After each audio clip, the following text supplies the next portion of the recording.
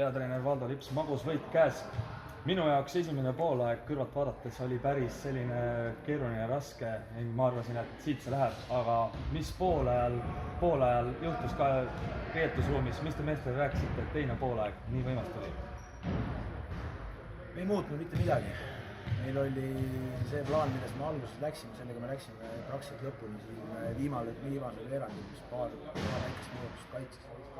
Tegelikult läksime sama plaaniga, ma olin kindel ja nii ka läks, et vastane tuleb palju agressiivsema kaitsega, nagu Tammsalus oli. Meil on vaja see 1-1 agressiivsusega lahendada.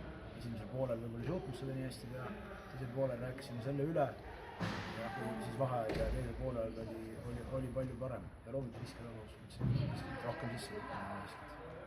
Sama küsimus, mis Kristjan Ivartil oligi, kumba eelistate rohkem, kas betoonimeistrit või Tarvast?